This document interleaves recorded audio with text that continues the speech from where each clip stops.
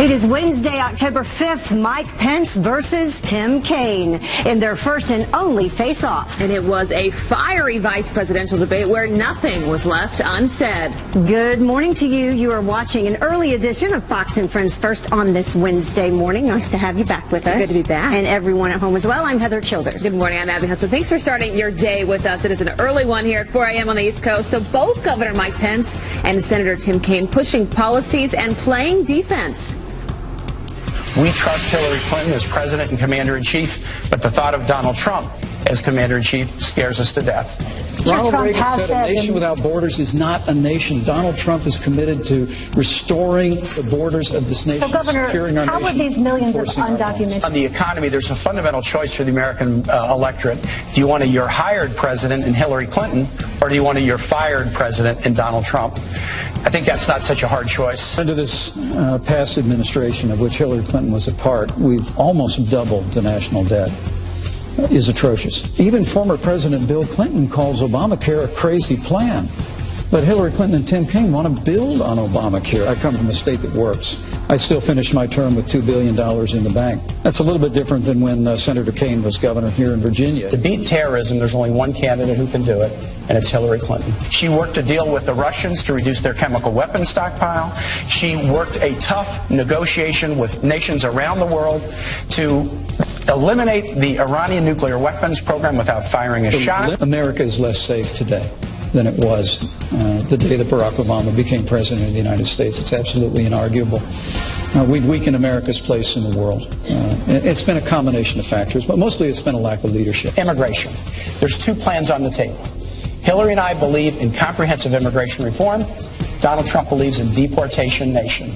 You got to pick your choice. Well, Donald Trump's laid out a plan to end illegal immigration once and for all in this country. Hillary Clinton and Tim Kaine want to continue the policies of open borders, amnesty, catch and release, sanctuary cities, all the things that are driving driving wages down in this country. Donald Trump has a plan that he laid out in Arizona that will deal systematically with illegal immigration, beginning with border security, internal enforcement. Donald Trump always puts himself first. I can't imagine how Governor Pence can defend the insult-driven, selfish, me-first style of Donald Trump. To be honest with you, if Donald Trump had said all the things that you said he said, in the way you said he said them, he still wouldn't have a fraction of the insults that Hillary Clinton leveled when she said that half of our supporters were a basket of deplorables. That she said they were irredeemable. They were not America. Just a little taste of the back and forth, and here to grade the VP candidates, Democratic strategist Chuck Rocha and the managing editor of the Washington Free Beacon, Aaron McLean. Thank you both for joining us again this morning. Morning. So now we're done, the first and only debate between the two. Let's begin with foreign policy. And Aaron, I'll begin with you, but let's listen to this, what the two had to say on that. Donald Trump and I are committed to suspending the Syrian refugee program and programs and immigration from areas of the world that have been compromised by terrorism. We got to keep taking out their leaders on the battlefield. We got to disrupt financing networks, disrupt their ability to recruit on the internet in their safe havens. Aaron, what do you think? Who won that? How would you grade them? Well, look, I think this round goes to Mike Pence. Tim Kaine had a huge challenge on foreign policy, which is that if you look out at the world right now, things are not going very well. He also has a difficult challenge in that he can't really separate Hillary out from Obama's actions, even though in some ways it would be fair for him to do so, because Hillary actually was a slightly more hawkish voice inside the administration in the first term on issues like withdrawing from Iraq and taking a tougher line on Assad. But he can't afford to create that space between them right now. So he's stuck with whatever Obama has done. I think Pence did an effective job in presenting, as he put it, a case for strong American leadership in contrast to the 8 years of Obama, which Kaine is stuck with promoting. Yeah, so the bottom line, Chuck, is America less safe, as Pence said repeatedly, or, some of the benefits of Clinton during her time as Secretary of State, they pointed to the Iranian nuclear weapons program. Kaine kept talking about that. What's your grade? Well, I think that on appearance, Pence did probably a better job. Kaine come across last night as that stereotypical VP debate attack dog. Now, does that play? Does it not play? Well, I think we'll find that out. At the end of the day, I don't think the overall debate will have a huge effect on polling. But what the conservatives and the Donald Trump crowd needed to see was exactly what Mike Pence delivered last night. Was calm conservatism. He was good on camera, and he delivered his points right. Now, Kaine had some great zingers, and he came in, but he was interrupting a lot. But at the end of the day, neither one of them just did not need to mess up any, and I think it was an even playing field. I'd give Pence a little bit of a lead just because of the appearance. Yeah, some of those zingers seemed very rehearsed, though. What about immigration? Let's listen to what they both had to say about that. Hillary and I want a bipartisan reform that will put keeping families together as the top goal. To remove criminal aliens, remove people that have overstayed their visas, then we'll deal with those that remain. All right, Chuck, you begin on this. The grade for both of them. I think that they would both have a B because they're both playing to two different audiences. And right now, we talked about this yesterday on the undecided vote in the middle. Let's take North Carolina, for example. In North Carolina, over the last year, there's been 60,000 new Latinos registered to vote there. Now, will they turn out, or were they motivated last night from what they see? There were two real distinct different visions for immigration last night, both of them playing to their bases. Whoever was listening and whoever can capitalize that and get it out into the field will be the one who makes the biggest grades off of both sides. Aaron, what do you think? Well, a lot of people have said that Mike Pence is a kind of interpreter of Donald Trump. I think he's more of a translator. He takes Donald Trump's more outlandish statements, especially in the case of immigration, and makes them sound like responsible conservative policy positions with a focus on border security, with a sort of sustained responsible critique of amnesty. Tim Kaine, on the other hand, I think I'm not sure really what he's thinking when he and Hillary get into this full embrace of the Syrian refugee program. I suppose this appeals to some elements of their base. Perhaps they're doing it on principle. But when they suggest that the only legitimate position to take is that you welcome all Syrian refugees and that security concerns are basically dismissible, I think that does not play well to critical elements of the electorate this time around. And Pence was able to obviously point to Paris and also talk about Germany. Finally, very quickly, this is what they had to say about the economy. The state of Indiana has balanced budgets. We cut taxes. We made record investments in education and in infrastructure. That's a little bit different than when Senator Kaine was governor here in Virginia. He actually tried to raise taxes by about $4 billion.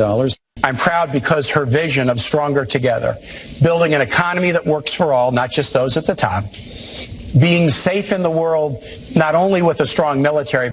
All right, so very quickly, Aaron, your grade on this. I think Mike Pence had one of the strongest lines of the night when Tim Kaine was presenting a rosy vision of things, and Pence responded with, well, look, the people in Scranton see it differently. I thought that was a killer line, and it's true. The economic benefits of the last 8 years are not evenly distributed, and that's the core of the Pence-Trump campaign. And then, of course, Kaine's line, you're either hired or you're fired. Chuck, finally, your grade. Well, I think that this could have gone either way. I think that we have had a robust recovery, but the problem is the average working person hasn't really felt it. This is going to be a change electorate, so Kaine's in a tough position having to defend the Obama economy. Even though it's gotten better, the average working person hasn't felt that recovery at home, and I think that's why that's such a challenge for Democrats at this point. Yeah, and in his state specifically. All right, thank you both for joining us. We'll bring you back, though, so don't go far. Thank you much. Thanks.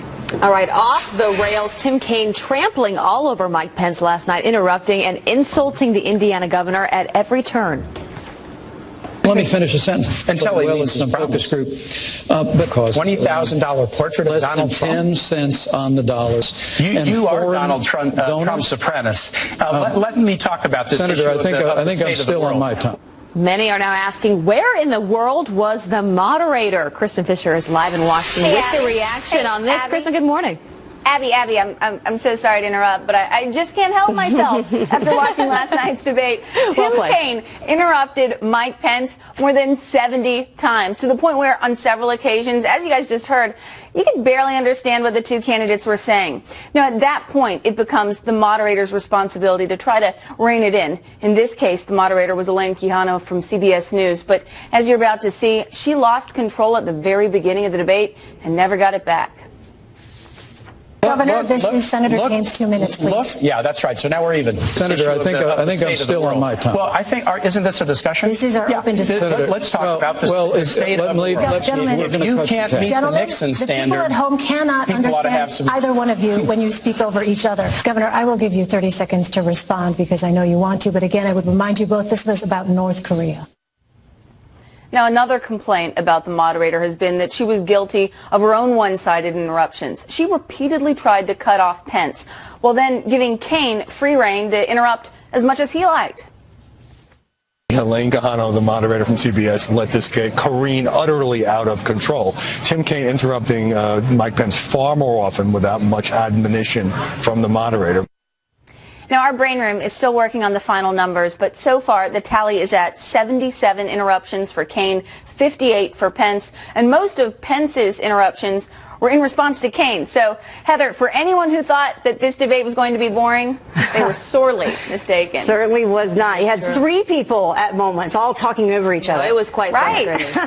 Thank you, Kristen. Thanks, Kristen. Thanks. Well, from policy plans to personal attacks, who made the best case for their running mate? Send us your comments on Facebook, Twitter, and Instagram, or send an email to foxfriendsfirst@foxnews.com, and we will share them all morning long. Yeah, I want to hear from you. All right, turning now to our other top story we are following very closely this morning. Hurricane Matthew carving a path of destruction in the Caribbean. Cuba slammed overnight with 125-mile-an-hour winds and torrential rains.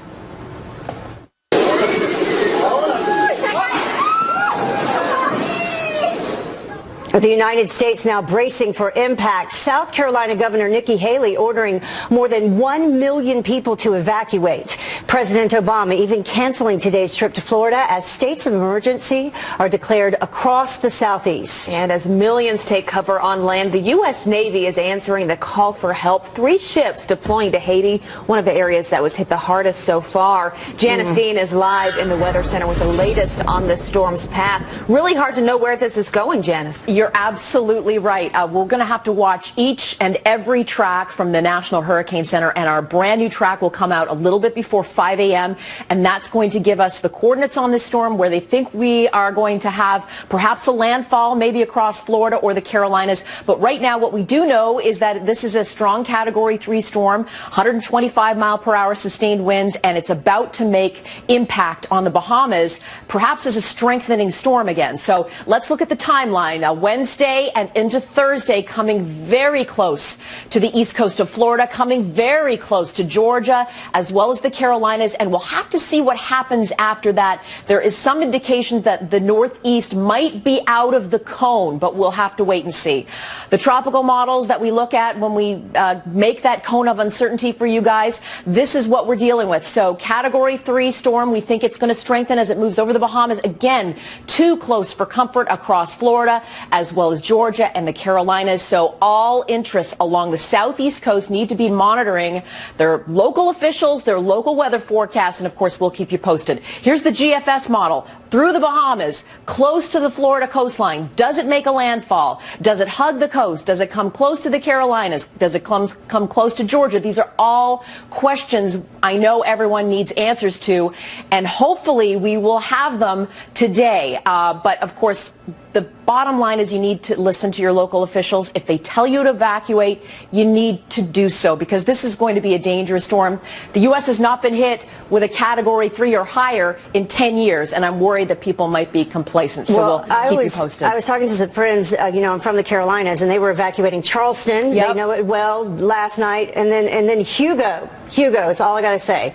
So people down there know to leave. We will keep you posted on every little nuance, I promise. Thank you. Thanks, Janice. We'll be right back. Stay with us.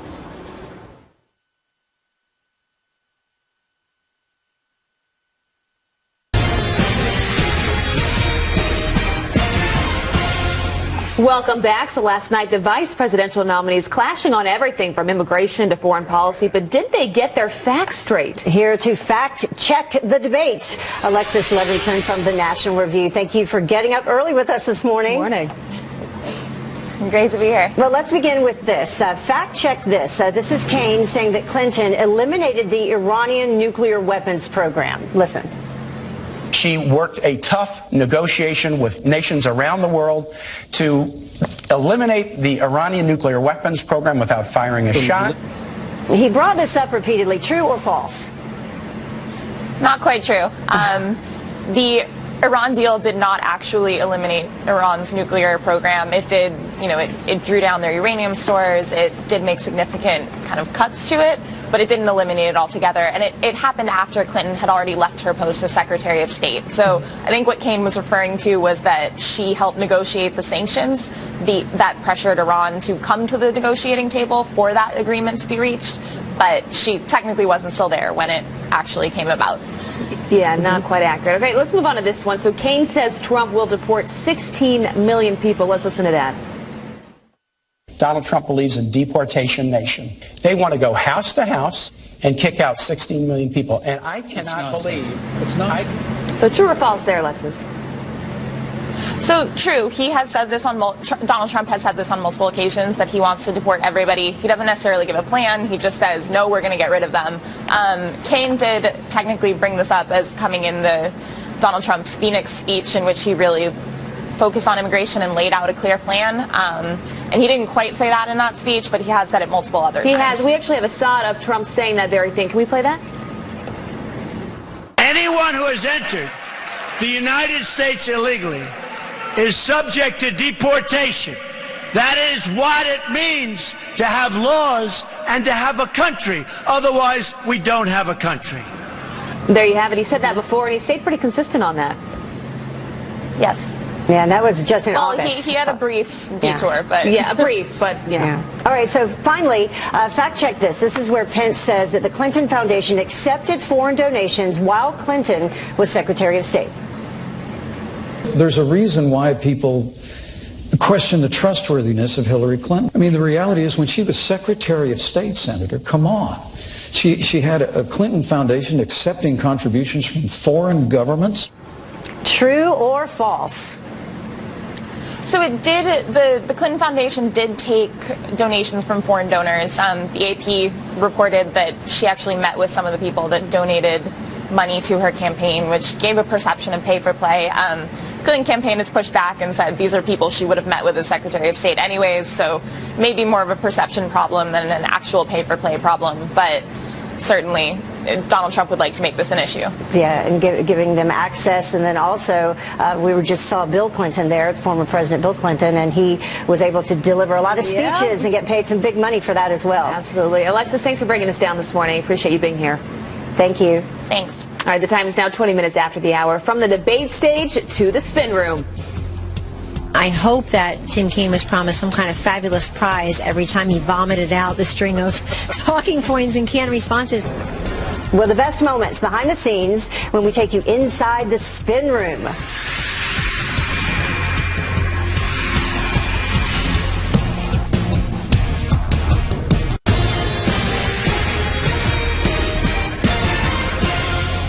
Welcome back. After an exciting night of trading attacks on policy, defending platforms, and, of course, a few interruptions, the Clinton and Trump campaigns had plenty to say in the spin room. Yes, they did. Peter Ducey is live in Farmville, Virginia with behind-the-scenes highlights. Peter, good morning. Did you even sleep last night?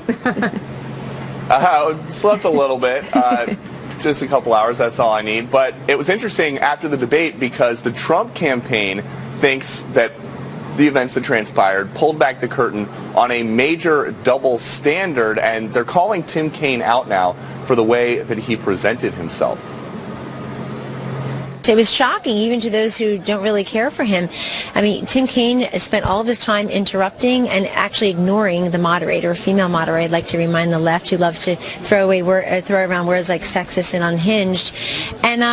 But Mike Pence kept his calm. And it was obvious from the way the Republican National Committee chairman was talking about the debate, the party leadership does not think they need to do any sort of damage control. They were basically taking a victory lap. He effectively prosecuted the case for Donald Trump and really laid out the case why Hillary Clinton's just been a total train wreck and everything that she's touched. And, the fact that he was able to do that tonight was great, and we're looking forward to it for a good few days. But the Clinton campaign is now applauding Tim Kaine's aggressive style, saying that he was basically fact-checking on the fly and doing a good job of making Pence uncomfortable. Senator Kaine won this debate in particular because he had to interject constantly. The one thing that Mike Pence stood up for Donald Trump on was the fact that he hasn't paid taxes for almost 20 years. That was the one thing that he defended him on. So you heard it there. Both sides, as we know from the reporting in the days running up to the debate, both sides prepared for last night's event a certain way, and both sides think that they followed their set strategies very effectively.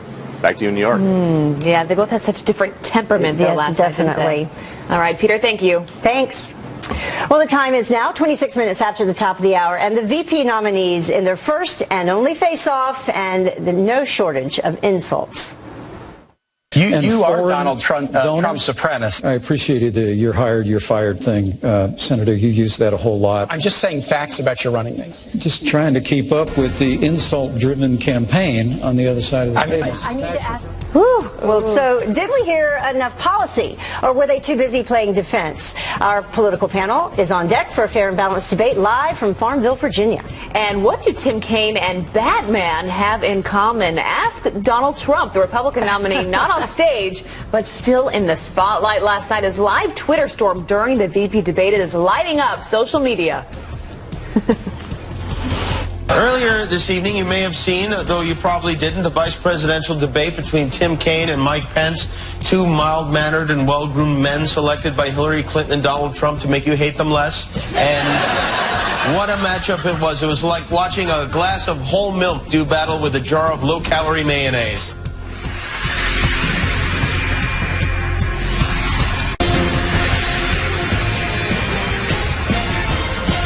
Good morning. It is Wednesday, October 5th. The gloves are off. No shortage of fireworks in the only vice presidential debate as interruptions and insults rule the night. It is a wild night. Good morning to you. You're watching Fox and Friends, an early edition of Fox and Friends First on this Wednesday morning. I'm Abby Huntsman. And I'm Heather Childers. Thank you so much for starting your day with us. Well, both Governor Mike Pence and Senator Tim Kaine trading blows over the insult-driven campaigns taking aim at each other's running mate.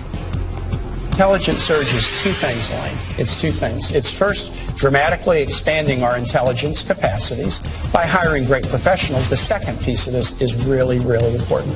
It also means creating stronger alliances. We could put cybersecurity first if we just make sure the next Secretary of State doesn't have investigation. There's a reason why people question the trustworthiness of Hillary Clinton. If your son or my son handled classified information the way Hillary Clinton did, they'd be court-martialed. You are Donald Trump's apprentice. This could be solved if Donald Trump would be willing to release his tax returns, as he told the American public that he would do. I appreciated the "you're hired, you're fired" thing, Senator. You used that a whole lot, and I think you're running that use a lot of pre-done lines. Donald Trump can't start a Twitter war with Miss Universe without shooting himself in the foot. Donald Trump doesn't have a plan. Did you work on that one a long time? Because that had a lot of really creative lines in it. Just trying to keep up with the insult-driven campaign on the other side of the table. You know what? I'm just saying facts about your running mate. Ronald Reagan said something really interesting about nuclear proliferation back in the 1980s. He said the problem with nuclear proliferation is that some fool or maniac could trigger a catastrophic event. And I think that's who Governor Pence's running mate is, exactly who President Reagan warned us about. Ronald Reagan also said nuclear war should never be fought because it can never be won. I cannot believe that Governor Pence will defend the insult-driven campaign that Donald Trump has run. Ours is an insult-driven campaign. She laid one after another ism on millions of Americans who believe that we can have a stronger America at home and abroad, who believe we can get this economy moving again, who believe that we can end illegal immigration once and for all. Ooh, you heard it there. A lot of insults last night. So did we hear enough policy, or were the VPs too busy playing defense? Well, here to weigh in, Marcy Steck, a VP of Communications for Democratic Group Emily's List, versus Ron Meyer, editor of Red Alert Politics. Good morning to both of you. Thanks for getting up so early for us. Morning. Morning. So a lot of insults last night. Ron, one of our reporters this morning, I think last count, said Tim Kaine interrupted Mike Pence, I think 77 times. Did people hear enough policy last night, or was it just all interruptions? It was tough to hear over the interruptions. I mean, it was almost unfortunate that way, but I think this debate probably got as policy-oriented as you're going to see for the rest of this campaign. It has been a race to the bottom so far in October. I think it's only going to be more so. And so I think that both candidates tried to get into policy a little bit. I mean, Tim Kaine was just rolling out the prepackaged insult lines that Hillary Clinton's overpaid consultants wrote for him. And he was almost debating like he had attack an issue. I mean, he was very sort of aggressive and rude. And Governor Pence, I think, did a really good job of getting into policy, especially when it comes to foreign policy, talking about how the Clinton-Obama foreign policy has led to ISIS's rise. Yeah, I think he did a really good job laying out the policy prescription on what to do about that and what we could have done better. And so there was more policy in this debate than I think we'll see for the rest of the campaign, but there was not enough still. Not enough still. Marcy, it did seem like, to Ron's point, that there were a lot of one-liners, specifically from Tim Kaine's side, that he had prepared well before this debate. Well, look, I think that watching last night, we saw that Governor Pence was on defense the entire time, and Tim Kaine was on offense. You could see it in the tone and the tenor of the way that they approached this debate. And there was only one ticket last night that we saw that was a united front, and that was Tim Kaine and Hillary Clinton. They are a united front on policy. The headlines today that I am seeing are about the number of ways in which Governor Pence and Donald Trump were just simply not on the same page. There were moments last night where Governor Pence seemed like he didn't even know who his running mate was. I will really ask you this, though, and Marcy. astonishing to see that. What was your response, though, to Tim Kaine's temperament? Because there's been a number of folks that have said after the fact that he did seem to be a lot more aggressive, jumping in a lot less calm than, say, you know, his opponent there, Mike Pence, was. What is your response to that? Sure. I think that Tim Kaine had a lot of energy last night. He was aggressive. He's hungry. He wants to serve this country, and that came across very clear last night in that tone and tenor that he brought to the debate. Look, these two on stage are experienced legislators. They have been on stage before. This is not their first debate. This is not their first rodeo. I think that the way that Tim Kaine approached this debate and kept Governor Pence on his toes, Governor Pence was clearly uncomfortable in many situations. He wasn't able to answer for Donald Trump's tax returns. He wasn't able to have a clear answer. Didn't even touch the idea that his running mate just last week called a woman fat. I mean, these are the types of things the types of insults that I think the American people deserve answers for. Right, and Governor Pence just didn't deliver. Ron, what is your reaction to that? Was Mike Pence on his toes a lot? It seemed like he was very calm and composed in nature. That's what a lot of people were saying after. When we talked yesterday, it was, you know, can he actually pivot away from these attacks and make a positive case? And he did it. He had an uphill fight to climb, and he did it. He did a textbook example of making sure you answer the question shortly and actually get into what you want to talk about. Both the moderator and Tim Kaine were trying to throw him off a message, and he got a positive message out there. He got a case on why his ticket should be in office. And what was Tim Kaine doing? He was just taking personal shots. You have to remember, the Clinton-Kaine ticket is marketing themselves as the adults in the room. I'm sorry, if you're the adult in the room, you're not going to interrupt somebody 73 times and act like a snide little child the entire debate. We need more from our leaders, especially those who are saying they're the adults in the room. All right, we're going to have to leave it there. Ron, Marcy, thanks for being with us this morning. I think we can all agree that there were more insults than anyone wanted last night. Yeah. Thanks, you guys. That's right. So interesting to hear the spin the next day. Isn't it? It really is, even at 4:37 in the morning. Yeah, exactly. Well, we asked which candidate you thought made actually the best case for their ticket, and here are some of your responses to that. Thomas tweets, I believe Pence made the best case. He was articulate in his responses and acted civil, whereas Kaine came off as rude. And Jim on Instagram says, now you see why Trump picked Mike for VP. And Lori, an undecided independent, says Kaine used all the Clinton dirty tricks and talking points ad nauseum. And Sandy posting on Facebook, no question at all, it was Mr. Pence. Kaine acted like a 5-year-old spoiled brat. Keep your comments coming. Tell us what you really think. Yeah. By the time's now 38 after the hour. Donald Trump versus Hillary Clinton in the war on terror in the aftermath of 9/11. Fighting a very different fight. It was a fight to avoid paying taxes so that he wouldn't support the fight against terror. Tim Kaine slams Trump, saying that he doesn't support our military because he didn't pay taxes. Is that fair? Our own Pete Hegseth has something to say about that up next when he joins us.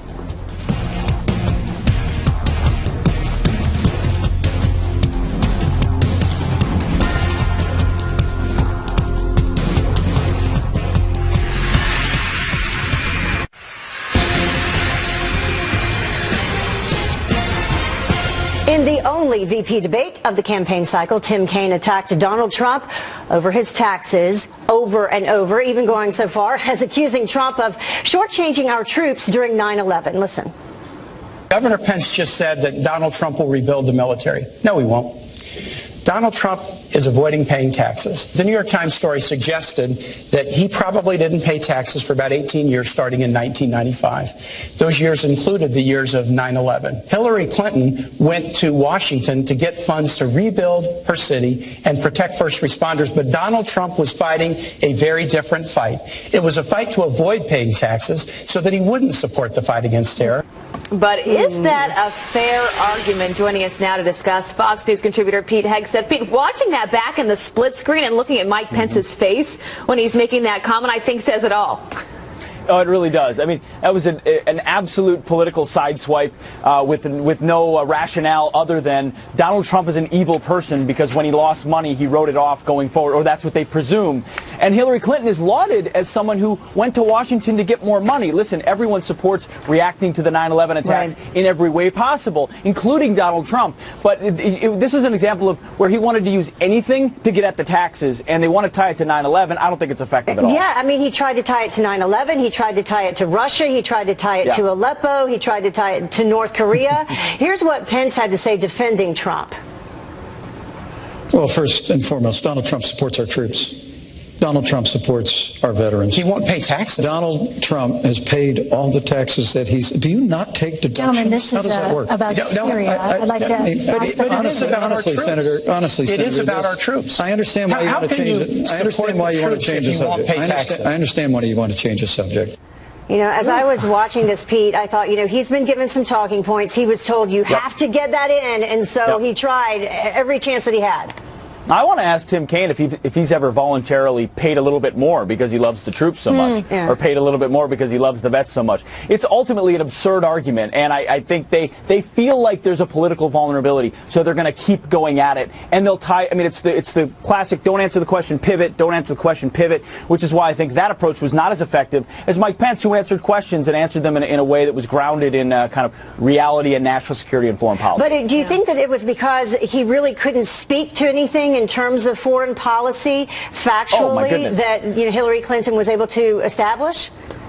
Mike Pence devastated Tim Kaine on national security because all Tim Kaine could say, we got bin Laden, the Iranian deal, they like Vladimir Putin, which they went on and on and on about, and that's pretty much it. Oh, and by the way, we took troops out of Iraq. Oh, but that led to ISIS. Oh, whoops, what do I say about that? And Pence obliterated him on that because you can't just run on bin Laden, bin Laden, bin Laden. They've done that for now many, many years. The reality is the policies of Hillary Clinton and Barack Obama led to the rise of ISIS, which have created this massive refugee problem as well, which they don't want to vet refugees for. So you add it all together, and I think to the average viewer, they say, you can't just point back to one or two things that still are not necessarily even positives like the Iran deal and say that makes you successful. Yeah. Governor Pence says it's time to try something else. And you can't just go right back to taxes either on such a serious topic. Right. Interesting that they both have a son in the military. You think that the conversation would rise above all of that. Pete? You would hope so. Yeah, you would hope so. Always good to see you, Pete. Thanks for being here this morning. Thank you, Pete. Well, the time is now about 15 minutes until the top of the hour. And what do Kanye West and Tim Kaine have in common? She had a Clinton Foundation accepting contributions from foreign governments. You are Donald Trump's apprentice. Instead of Hillary Clinton expanding the Syrian or instead of you violating the Constitution. We can't know. Apparently, they both like interrupting people. What is going viral from the vice presidential debate? That is coming up next.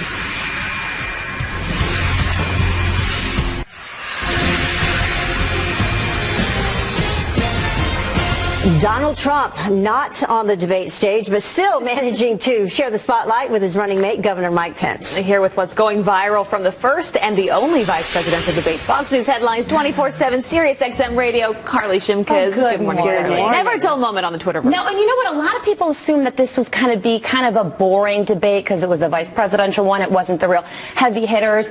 But it proved to be anything but. on the debate stage and especially on social media, in large part to Donald Trump, who spent the evening live tweeting the debate. A majority of what he did was actually retweet messages that he liked the best, and the gem that's getting the most attention is someone tweeted a message and Donald Trump retweeted it saying Kaine looks like an evil crook out of the Batman movie. So Donald Trump appeared to be having a lot of fun online last night. And also, Governor Pence also said that people would rather have a "you're fired" president rather than a "you're hired" president. Donald Trump retweeted a message disputing that, someone saying, "I want a "you're fired" president with people in government who are wasting my taxpayer dollars." And then, of course, Trump declared Mike Pence the winner. He said Mike Pence won big. We should all be proud of Mike. Really was amazing that we are now able to do this. So if you think about it, that real-time response from the presidential candidate. Yeah, isn't that unbelievable? And speaking of declaring a winner, the GOP blog post declared Pence the winner even before the debate started. Oh, is that how it works now? Yeah, this was a pretty big mistake on the part of the GOP. They published a blog post that declared Pence the winner even before the debate started. And they even highlighted some of Pence's top debate moments, including the economy and highlighting Hillary Clinton's scandal. So, of course, that blog post was quickly removed. Now, the good part about that is that a lot of people on social media did agree that Mike Pence won. However, they had to watch the debate first to decide that. Oh, gotta love it. I love that they accidentally sent that out. All right, such politics. All right, so Virginia, the Democratic governor, McAuliffe, he was caught on camera dancing. Everyone, of course, loves these moments. Also, I think with the wife of Kaine, right? Yes, they were both having a ball last night on stage. They were busting a move during a post-debate rally, and you can see this GIF is going viral online. You can see that Tim Kaine is in the background kind of clapping his hands. He doesn't really look like a hip shaker very much to me, does he? Yeah, doesn't really compare to Kanye West in that respect. Exactly, and it kind of reminds me of the Hillary Clinton moment from the previous debate where she did the shimmy shake as well. So apparently that's a Democratic trend this morning. They're trying, you know. But in terms of interruptions, there is a comparison to Kanye West being made. Well, you know what? A lot of people online were talking about how often Tim Kaine interrupted last night. Our official count, or unofficial count rather, is that he interrupted Pence 39 times, and Kaine rather interrupted 39 times and Pence 19 times. Other people have it up towards 60. So there are a lot of people that are comparing this moment to Kanye West interrupting Taylor Swift's fabulous moment at the VMAs. And we've heard above 70 even this morning. I don't think they have an accurate count. All we know is it was a lot of interruptions. Absolutely. Carly, thank you so much. Thank you. Good to see you. All right, the time is now about 53 after the hour, almost 5 minutes to top of the hour. The vice presidential debate off the rails last night. I'd like to ask you about Syria, Governor. We could put cybersecurity first if we just said release tax returns when he was under audit. They're going to raise your taxes. Gentlemen, if you can't meet the Nixon standard, the people at home cannot understand either one of you when you speak over each other. Wow. What happens when a moderator loses control of the candidates? We are live with analysis. Donald Trump during his campaign has called Mexicans rapists and criminals. He's called women slobs, pigs, dogs, disgusting.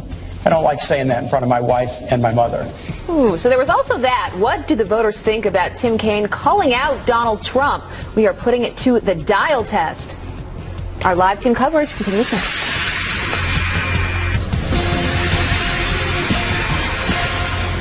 Welcome back. So a lot of fiery exchanges last night on the debate stage, but what do the voters think of the candidate's performance? Let's ask pollster Lee Carter. She's a partner at Mislansky & Partners, and she's live in Farmville, Virginia, and she just put last night's debate to the dial test. Lee, good morning. Good to see you. Great to see you. All right. I always love this part of the show. Let's start with this. Mike Pence on Hillary's private server. Let's take a listen. It's important in this moment to remember that Hillary Clinton had a private server in her home that had classified information on it about drone strikes. Emails from the President of the United States of America were on there. Her private server was subject to being hacked by foreign powers. I'd like to ask you about Syria. We could put cybersecurity first if we just make sure the next Secretary of State doesn't. A full investigation concluded that not one reasonable prosecutor would take any additional step. You don't get to decide the rights and wrongs of this. We have a justice system that does that, and a Republican FBI director did an investigation and concluded. All right, we are moving on now. Senator, if your son or my son handled classified information the way Hillary Clinton did, they'd be court-martialed. Wow, those dials all over the place, even off the screen at one point. That's right. So you can see that independents were the story of the night. So Republicans, not surprisingly, gave this an A. Democrats gave it an F. Independents also an A. They were right along with Pence. And what they said is he really hit on those concerns about the server in a way that reminded them of why they weren't so sure about Hillary Clinton. All right, so then there was this heated exchange, both between Kaine and Pence, on Ronald Reagan and nuclear proliferation. Let's listen to this. Let me tell you what will really make the Middle East dangerous. Donald Trump's idea that more nations should get nuclear weapons. Saudi Arabia, Japan, South Korea. Ronald Reagan said something really interesting about nuclear proliferation back in the 1980s. He said the problem with nuclear proliferation is that some fool or maniac could trigger a catastrophic event. And I think that's who Governor Pence's running mate is, exactly who President Reagan warned us about. Senator, that was even beneath you and Hillary Clinton, and that's pretty low. Lee, what was the grade here? Yeah. So you can see Kaine did not do that well. With Democrats, they gave him a B. Independents and Republicans gave him an F. Pence here, though, independents and Republicans really liked his response, and they basically said they put him in his place. And they felt that Kaine really was a little sensationalist in his comments, and they felt like he overdid it. Yeah, right. So as we've been saying, a lot of insults all around last night, but last night Kaine was talking about Trump's insults during the campaign. Let's listen to that. Donald Trump during his campaign has called Mexicans rapists and criminals. He's called women slobs, pigs, dogs, disgusting. I don't like saying that in front of my wife and my mother.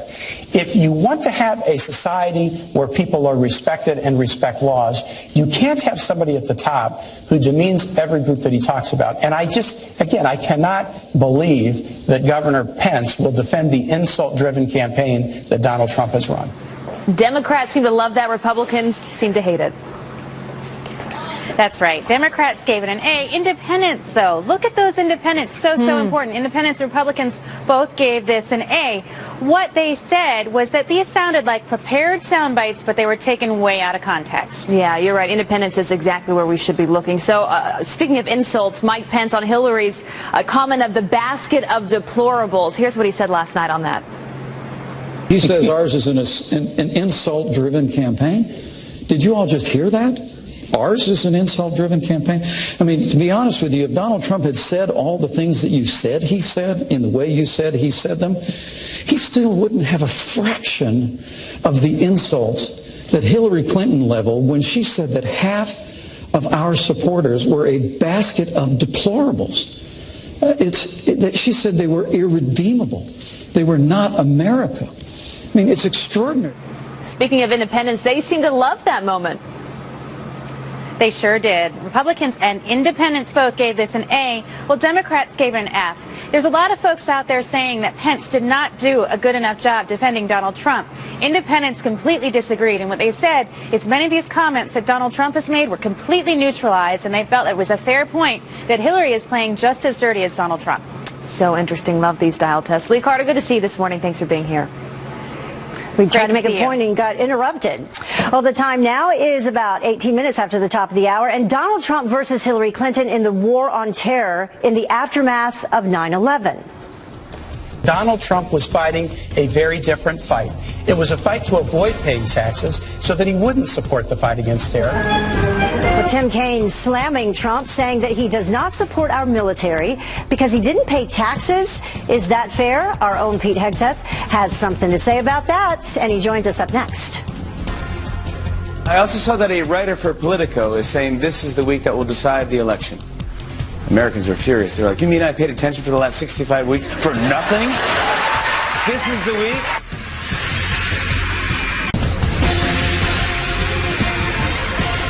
Welcome back. In the only VP debate of the campaign cycle, Tim Kaine attacked Donald Trump over his taxes, even going as far as accusing Trump of shortchanging our troops during 9/11.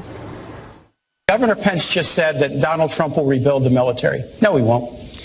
Donald Trump is avoiding paying taxes. The New York Times story suggested that he probably didn't pay taxes for about 18 years starting in 1995. Those years included the years of 9/11. Hillary Clinton went to Washington to get funds to rebuild her city and protect first responders, but Donald Trump was fighting a very different fight. It was a fight to avoid paying taxes so that he wouldn't support the fight against terror.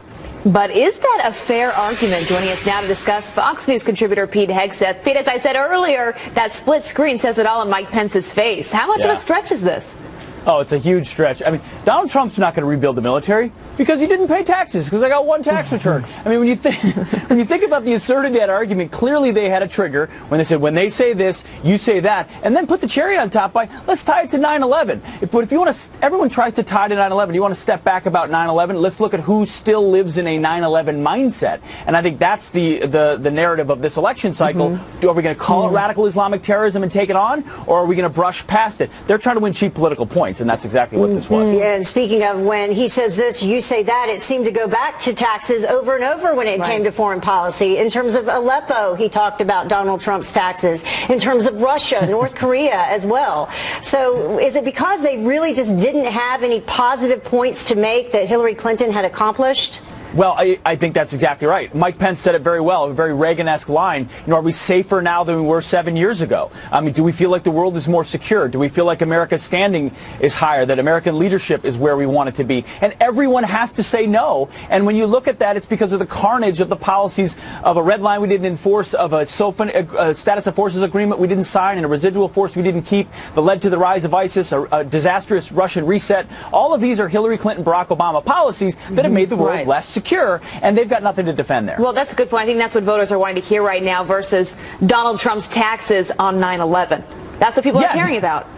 No, exactly. It's exactly right. And they're defending their other point that they always bring up is the Iranian deal, as if its legacy is sealed as a good one. I think most Americans still are very skeptical of whether or not that'll work out well. Yeah, and Pence kept trying to call him out on that. But the litany that you just went through, you know, in terms of the Iran deal, in terms of the reset of Russia, and all of that, was Pence able to do a good enough job countering it like you just did?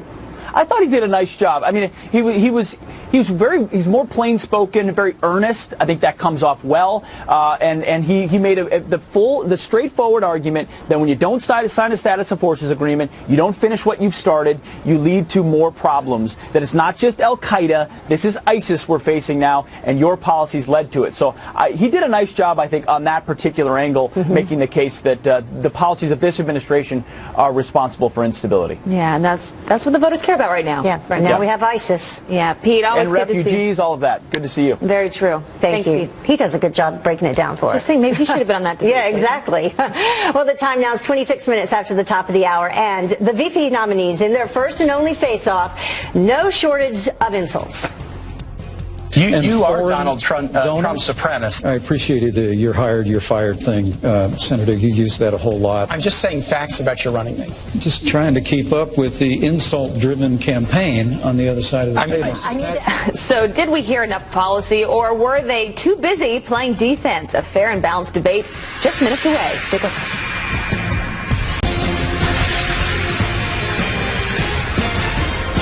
It is Wednesday, October 5th. The gloves are off. No shortage of fireworks in the only vice presidential debate as interruptions and insults rule the night. It was a wild night. Good morning to you. You're watching Fox and Friends First on this Wednesday morning. I'm Abby Huntsman. And I'm Heather Childers. Thank you so much for starting your day with us. Well, both Governor Mike Pence and Senator Tim Kaine trading blows over the insult-driven campaigns, taking aim at each other's running mate. Intelligence surge is two things, Elaine. It's two things. It's first, dramatically expanding our intelligence capacities by hiring great professionals. The second piece of this is really, really important.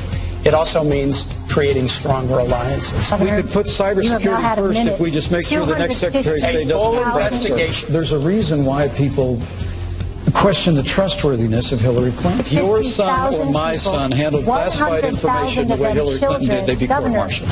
You are Donald Trump's apprentice. This could be solved if Donald Trump would be willing to release his tax returns, as he told the American public that he would do. I appreciated the you're hired, you're fired thing. Senator, you used that a whole lot, and I think your running mate used a lot of pre-done lines. Donald Trump can't start a Twitter war with Miss Universe without shooting himself in the foot. Donald Trump doesn't have a plan. Did you work on that one a long time? Because that had a lot of really creative lines in it. Just trying to keep up with the insult-driven campaign on the other side of the table. You know what? I'm just saying facts about your running mate. Ronald Reagan said something really interesting about nuclear proliferation back in the 1980s. He said the problem with nuclear proliferation is that some fool or maniac could trigger a catastrophic event. And I think that's who Governor Pence's running mate is, exactly who President Reagan warned us about. Ronald Reagan also said nuclear war should never be fought because it can never be won. I cannot believe that Governor Pence will defend the insult-driven campaign that Donald Trump has run. Ours is an insult-driven campaign. She laid one after another ism on millions of Americans who believe that we can have a stronger America at home and abroad, who believe we can get this economy moving again, who believe that we can end illegal immigration once and for all. Wow, 77 times Kaine interrupted, 58 Pence interrupted. Did we hear enough policy through all of that, or were the VPs just too busy playing defense? Here to weigh in is Marcy Steck. She's the VP of Communications for Democratic Group and Emily's List, versus Ron Meyer, who is editor of Red Alert Politics. Thank you both for joining us. Great to be here. Ron, I'll start with you. Were they able to get policy through all of that, all of the interruptions that were going on?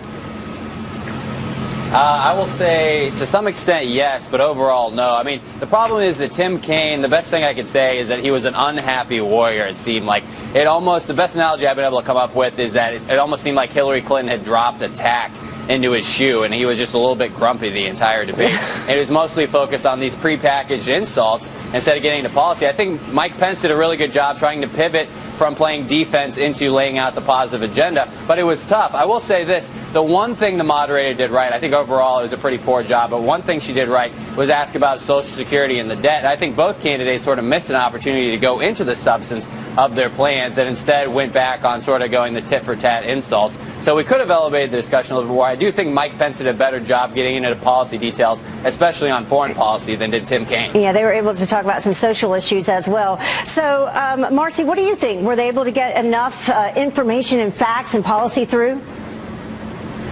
Look, I think it was an interesting conversation. I think anyone who was watching saw a lot of energy and a lot of spirited back and forth on the issues, and yes, on the style and personalities in this campaign right now.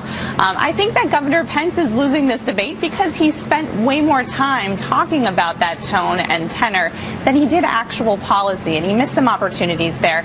And in fact, when he did talk about policy or on the record, he oftentimes contradicted Donald Trump. I think that is a very important point here, and I think that's one that the American people are seeing as we replay these clips, as we see these fact checks come out.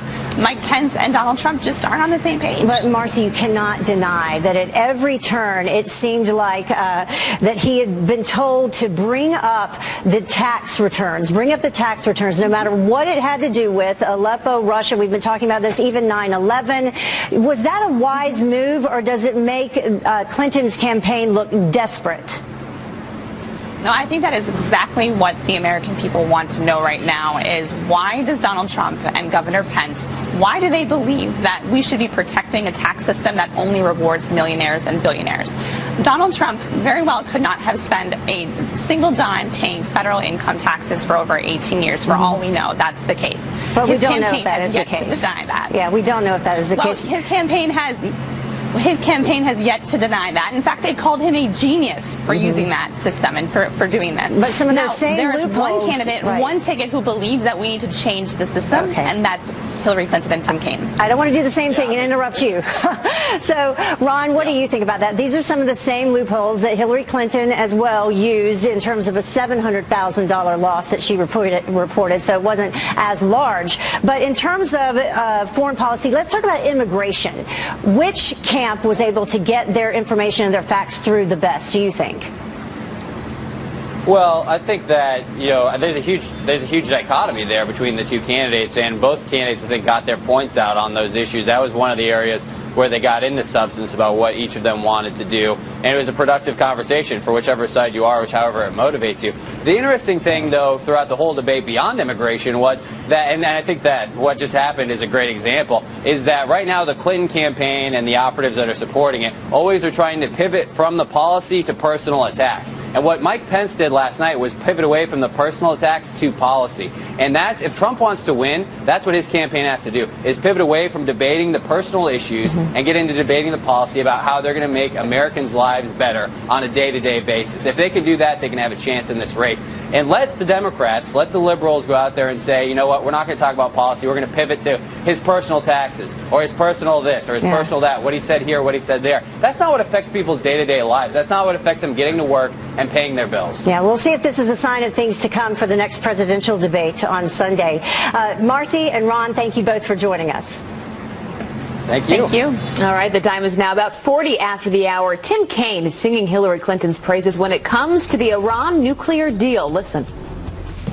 She worked a tough negotiation with nations around the world to eliminate the Iranian nuclear weapons program without firing a shot. So is that true or false? We are fact-checking the vice presidential debate next.